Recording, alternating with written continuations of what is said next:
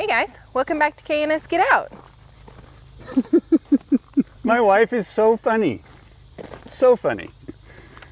You see what I got him? It matches Bruno.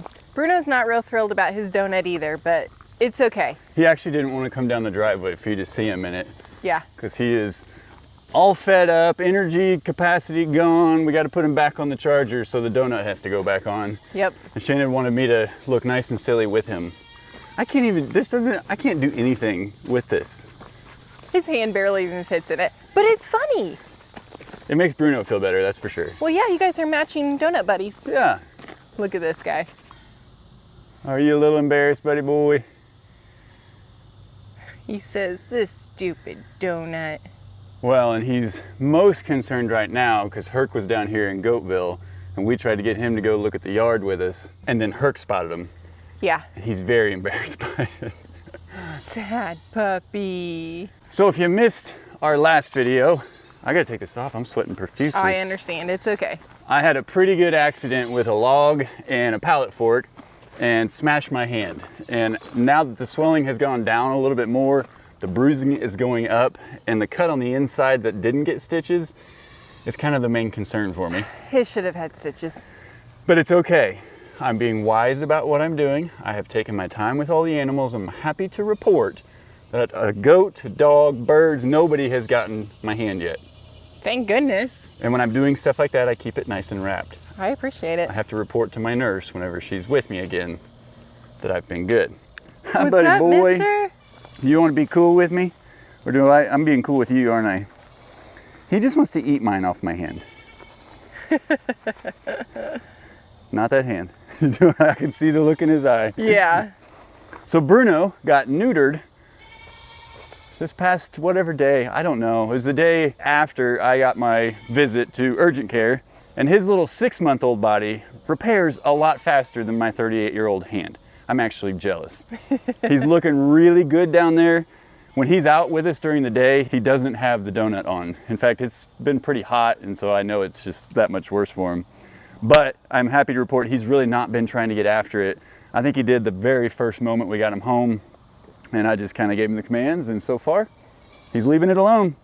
He's ready to move on with life, aren't you, Betty? But I had to show you guys his donut because he's just so stinking cute in it. Once the cone came off and the donut went on, the cone was not going back on. He couldn't figure out how to keep it out of the dirt and out of door jams. He was just tripping all over it, weren't you, buddy? What's up, birds? The guineas are getting huge. So big. They are outgrowing their space, and I have to admit, especially since the injury, I've not been taking them out to the coop like I anticipated doing. Plus, they are so fast, and I don't know, just without the turkeys in their life, these guys are so much more rapidly growing and turning into big guineas. Quick, fast, and in a hurry. They'll still cuddle in the corner to stay away from me. But as you can imagine, it smells less than ideal in here. Par for the course, right? Yeah. I do leave both windows to try to keep a cross breeze going, and I leave a fan going all day long, also to help with the temperature a little bit. But I did notice yesterday the big guineas came and hung out in here with these guys. Gotta watch our step for snakes. Yeah. So we're learning, like everything else out here, we're learning with guineas, the learning doesn't stop, especially free rangers. We have intentionally free ranged ours from the very beginning, and they do not go back up in the run or anything at night. They just find a tree nearby and they roost, and they even move where they roost. However, if you guys remember, we had a very active nest over here and all this nasty thistle mess and weeds and stuff that I really want to cut down. And that nest, we weren't 100% sure how many eggs were in it at this point because there was a hen laying on it that just never got up, never left. Shannon would bring it wormies and a little bit of water and food, see if it would move around, do whatever. But I am sad to report, we had been leaving her on there. We kind of, as a part of the learning process, we wanted to see, like, does she hatch these things out? Obviously that was her goal. And then we had to determine, do we collect the guineas and try to raise them? Do we let them just naturally do what they would do? All these things run through our head. You make plans and nature takes its course. Yep. If you know from a couple of videos ago, we had a close encounter with a copperhead, we being Bruno and I, way too close. And I have been extra cautious of late, watching every step that I take. And I always warn Shannon when she walks out the door, like, hey, keep an eye out for snakes. Last night, another copperhead. It was actually right down there between the goat pen and the hay shed. And I had already walked past that thing 2 times, and it was right in the path. And I didn't see it. I was looking, I didn't see it. And they camouflaged, but fortunately, I had a freedom stick with me. And so that copperhead is no longer an occupant of Shady Acres, or planet Earth for that matter. But I don't know, I've got the stuff on the way. Chad, my older brother from Doss Farms, he funded the night that I had the video come out about the copperhead. He's like, dude, here, sent me an Amazon gift card and the links, so I know exactly what they got, and we're gonna see if that helps. My only problem is we've got 20 acres. Some of you guys said, you know, hey, put stuff on the perimeter of your property to keep them out. Well, I can't do 20 acres. So I've got to be selective where we do it up here, but we'll give you an update on that, and hopefully we see some good success. So we came down to check on the hen, and we saw another rat snake down here, literally face to face with her, the bird, about what, a foot apart or so? I never did see its head. And she was looking back at that thing. I don't think he would have tried to move on the nest. I don't really know for sure, but she was adamant. In fact, the goats came down here the other day and got a little too close to her, and she came out after Mama and Blue and was like pecking at them like, hey, get away from the nest. And fortunately, they respected her. But what happened yesterday? But last night when I got home from work, I give all the birds wormies. I have Gray eating out of my hand, and I have felt bad for her. So I've been bringing her wormies. And when I came to give her some wormies for the evening, she was gone. The only thing I could find were a whole bunch of feathers where she was. So were there any eggs broken? There were no eggs broken, thankfully. And so unfortunately, our hen is gone, but I was able to collect the eggs, and there were 37 eggs underneath her, which is... And that's at least whatever... That's a lot. Got her left behind. That's a lot, yeah. But none of them were broken, and so I grabbed a little scoop that I have on a long stick, scooped them up, and they are now in a couple of different incubators, I'm happy to say. We don't really know. We haven't looked it up. I have no idea if it's going to be successful. But Shannon did candle a lot of them. I candled every one of them. Oh, really? Yeah. You were doing some work. Yeah. And there is definitely some development. So hopefully, you know, we know she wasn't off of them for any longer than, let's say... 24 hours. Oh, it was way less than that because I had seen her earlier in the day. I came and checked on her too. Oh, okay. Yeah, I talked to her. So I don't know. We'll see how successful that is, but there are, what, 37 of them? We've got them in 2 different incubators, yep. 2 different styles. One of you sent us one of them. The other one is from retired Ralph's Rental Emporium, my dad over at Grandpa Doss Farms. And so we'll see how that works, but they are really an interesting creature. These are the adult guineas. That coop door is open. It's just what's familiar to them. I think it's pretty stinking cute that they're hanging out in there. Yeah, and it's also, they are clicky, very clicky. That's why Gray is not in there. You can see Gray's poor little feathers, man. He's always running from Bob's. Doing a little grooming there, buddy? I just want to say for the record, Gray is the only one that will eat worms out of my hands. But he literally comes looking for me. Anytime I say, come on, birds, hey, birds, Gray is running to me looking for worms to eat out of my hand. If you knew us from whenever we first started, I was terrified of birds. So it's a huge step for me to have him eating out of my hand, but well, and even, I stinking love him. I was gonna say, even the first time you did it, guineas are not chickens. Like, the ability they have to hit their target, they move fast. Yeah. And every time he pecks, it's a perfect shot right at one of them wormies. But you feel it, man. He's getting your hand. But he's got my finger a couple times. But I'm proud of you. Thanks. She's a bird lady now, at least Guinea. At least with my guineas, I'm getting there. So the Guinea saga continues. Somebody had commented a couple videos ago when we were giving an update and said, hey, are you gonna hatch more Guinea eggs? And I think I actually responded and said, for sure. But we also heard from somebody a few months back who raised guineas, and for her, it's a common practice that every year she has to hatch, I forget the exact numbers, but she broke it down for us, so we appreciate that. I think that's gonna be what we're gonna have to do out here, because we can't stop the predator threat, and when it's this time of year, we have predator threat. Everywhere. I've got all the ideas, but we're just gonna keep taking it one day at a time, try to hatch out at least 500 of them. and we'll call it good and see how that works out, right? Yeah. So today I'm going to try to finish up this run over here and get it secured so that we can get the Keats in there and get them used to being out here. We don't have to transport them back and forth. And then we have the brooder free for the new set of guineas, because I think those eggs probably only need about 2 weeks in the incubator and then they'll be ready to hatch. So that time's gonna go really quick. Yeah. Both Bobs came out, so Gray got to go in. That is too funny. Well, and that water has some apple cider vinegar in it. Ah, that's right. So I bet they're going towards that too. I just love it that they're in there. It's so funny.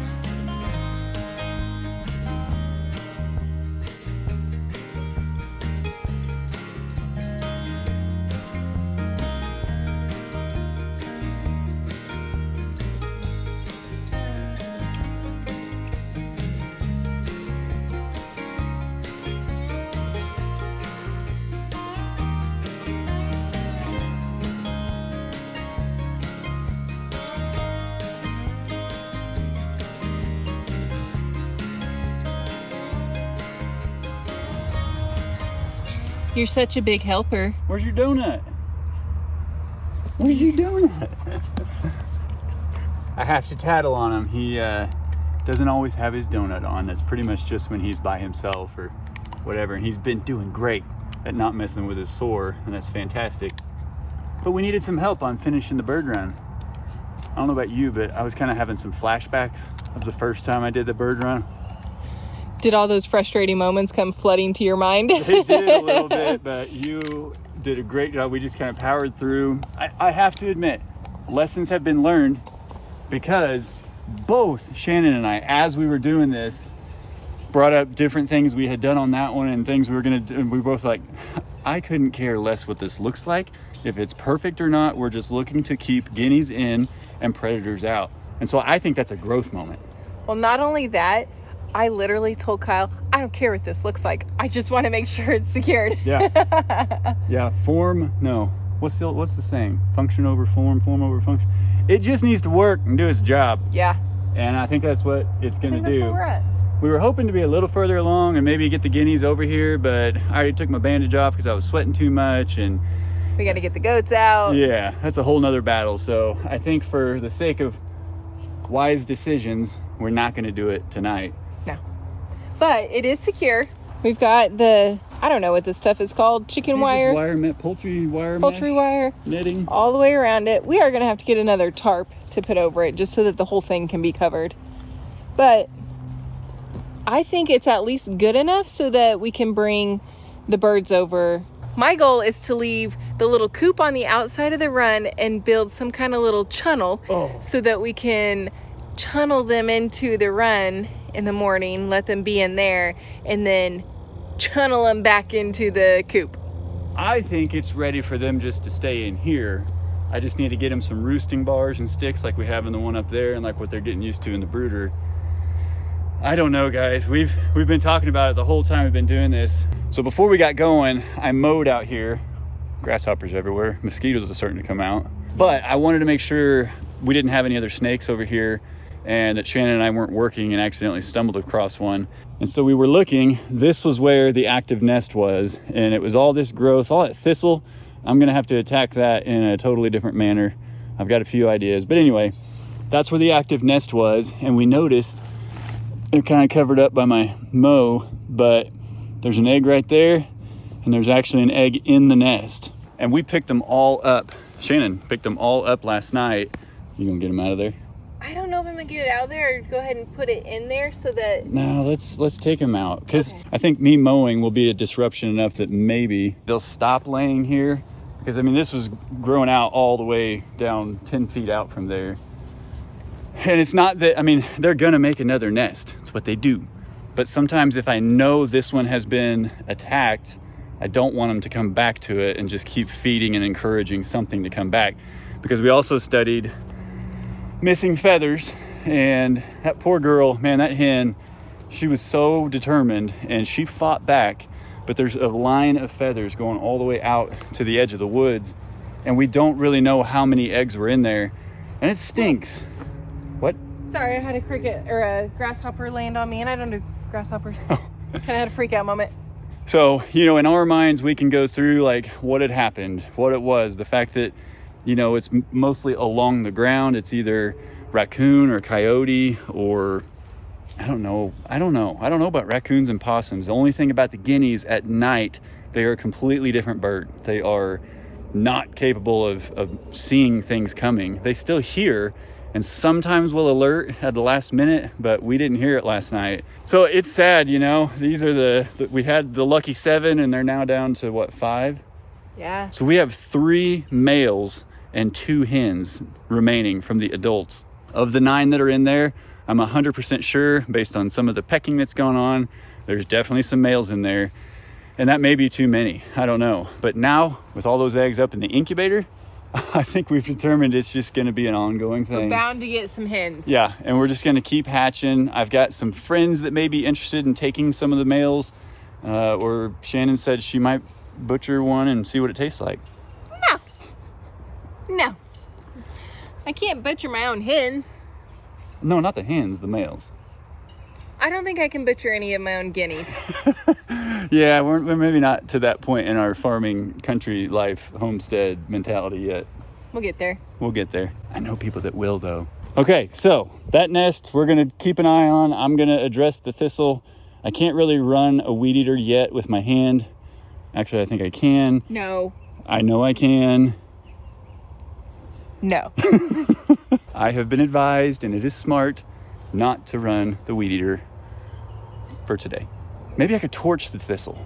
If you want to torch the thistle, you can torch the thistle. I support that. All right. I notice when it's a little later in the day and we've been working, we don't sit quite as close. We can feel each other's heat coming off each other. Yeah, I don't really feel the need to sit that close right now. I'm pretty sweaty. She didn't want to sit next to me. That's what she just said. It is what I just said. So guys, aside from losing the guinea, and you know, it's part of it, we are now down 7. 7 total? 7 total. 7 total guineas, 3 turkeys. You know, it's just going to be part of the challenge of free ranging out here. And obviously, you know, there's not much more we could do unless we lock them up, but then they're not doing what we have them for. And in fact, I was a little upset with them when I had so many. I think I pulled 8 or 9 small ticks off me while we were down there working. So we got to get our guinea count back up. We're working on it though. I think the 22 eggs that are in retired Ralph's incubator, I candled every single one of those eggs, and those are the most developed ones. So I really have hope and faith that those are gonna hatch. So we wait and see. Yeah. Bruno need to be a part of it. He's a photo bomber. He's photobombing in the background. It's already Yeah. fun to watch. Well, So- we'll see how that other incubator does too. I'm Yeah. curious. It's a little bit different of a style. It's a different style, and I put the eggs that weren't as developed in that one. Now they were still partially developed, just not nearly as far. So I think they were just the most recent eggs. Got it. Yeah. So we'll see. We'll see. Speaking of retired Ralph, that's my dad. If you don't know, My dad has a channel, Grandpa Doss Farms. Also, older brother is Chad from Doss Farms. Younger brother, Matt from Matt Doss Way. Dad and mom are getting ready to leave town tomorrow for dad to have open heart surgery. He's like the fittest, healthiest man I know, you know, and so it's been heavy on the family. It's been heavy on, you know, that's a lot of you. You guys are part of the family too, so.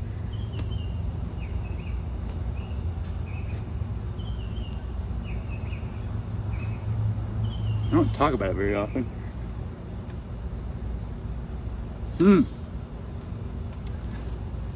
So my brothers and I, all three of us, we've got a rotation kind of figured out, and how we're gonna help take care as much as we can of everything for them while they're going through it. And it'll be a long recovery.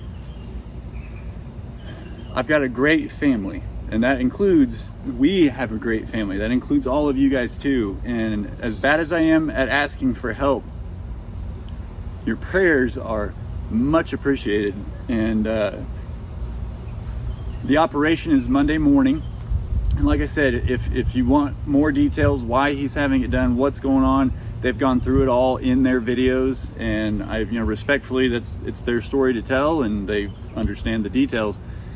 So if you're curious, go over to their channel, find out some more detail. But if you're a prayer warrior, I'm telling you, thank you now. And they will be much appreciated. And it's just going to be a phase in the story. Mom, you know, her procedure went great, and she's doing wonderfully, and she's strong going into this. Dad's strong going into this. I'm so blessed, and I could go on for days about how blessed we are. But right now we are in a need. We're in a time of need for prayer. And so for those of you that believe and you like to pour prayer over people, we would greatly appreciate that right now. So there'll be some funny videos, good times of us over there and trying to, you know, take care of Dad's animals at least half as well as he does. And we're gonna all get through this together. So we appreciate the thoughts and prayers. I hope that you do a video with at least you and Chad and you and Matt. And I think it would be hilarious if you all three got together. We've talked through some ideas. The problem is, man, who holds the camera, who does the talk? That's going to be us staying on focus when the three of us are together and trying to complete a task. It could probably take 15 to 30 minutes to complete the task. It would take us 2 hours, maybe 3. I don't even know if all the animals would get fed, honestly. Oh, yeah, we're supposed to try to do that all at the same time. Oh man. No, we'll see what happens. It's gonna be great. And all the while we're gonna get Mr. Bruno all healed up. He's over here chasing crickets. He's always doing something funny. I just weird. love him. He just brings so much joy to us. He's a good boy. Very good boy. Almost 55-pound boy already. Yeah. Getting tall, getting heavy, getting thick.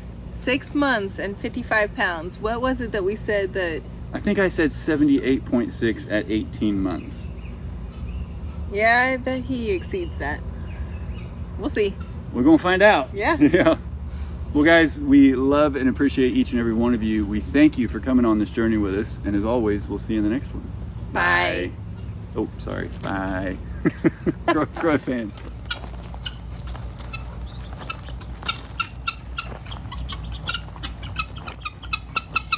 Bruno, that's rude. Hey, come here, big guy.